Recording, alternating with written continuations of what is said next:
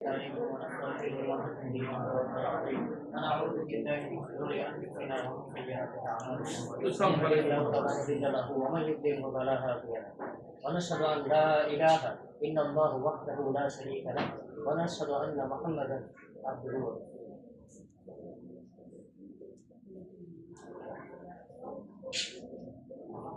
প্রিয় হাজিরিন মজলিস, আমি আজকে নবম শ্রেণীর মোহাম্মদ আব্দুল হাফিজ আপনাদের সামনে উপস্থিত হয়ে সংক্ষেপে আপনাদের সামনে একটি বক্তব্য রাখবো। এখানে মঞ্চে উপস্থিত আছেন আমাদের মাদ্রাসার অধ্যক্ষ মহোদয় এবং আমাদের শিক্ষক শিক্ষিকারা। আমি এক নগণ্য আপনাদের সামনে হাজির হয়ে বক্তব্যটা রাখছি। বিষয় হচ্ছে আমাদের মাদ্রাসার যে উন্নতি করা এই বিষয় নিয়ে, এবং মসজিদের মধ্যে সালাত করতে যাওয়ার বিষয় এবং মহিলাদেরকে একটি কমন রুমের ব্যবস্থা করে দেওয়া, যেখানে তারা নির্দ্বিধায় সালাত কায়েম করতে পারবে।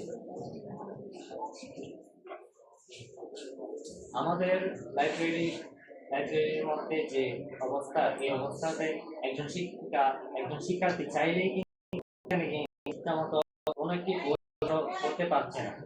এই ব্যবস্থা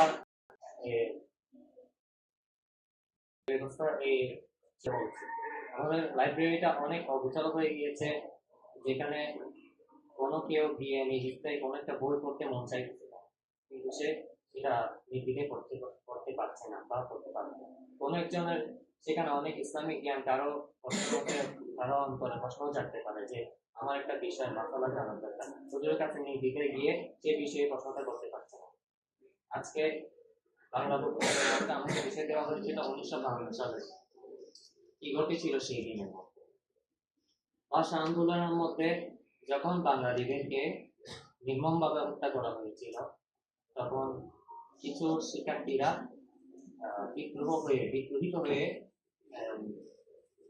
ভাষা আন্দোলনকে সমর্থন করে। 1952 সালের মধ্যে সালাম রফিক চাকমা আরো অনেকে যারা বিদ্রোহী হয়ে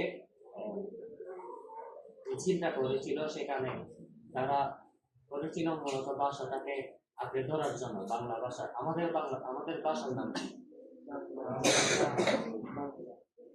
আমরা যদি তখন শিক্ষার্থীরা যদি তখন মিছিলের মধ্যে সফল না হতো, তাহলে কি আমাদের এই ভাষাটা আজকে থাকতো? আমরা তাদের বিনিময়ে এই বাংলা ভাষাটা পেয়েছি, ঠিক না? ঠিক। পাকিস্তানি হানাদার বাহিনীরা যখন আমাদের মধ্যে তখন ছাত্ররা বিদ্রোহী হয়ে এই মিছিলটা শুরু করেছিল, সেখানের মধ্যে সালাম প্রতীক চাপা সহ আরো অনেকে নির্মমভাবে হত্যা হয়েছে বুলেটের মাধ্যমে। হানাদার রাষ্ট্রের মতো বাংলাকে রাষ্ট্রভাষা হিসেবে, উর্দুকে রাষ্ট্রভাষা হিসেবে বাঙালিদেরকে চাপিয়ে দিতে চেয়েছিল, নিরক্ষর জাতিকে নিরক্ষর বানাতে চেয়েছিল। আমরা কি এখন নিরক্ষর হয়ে গেছি?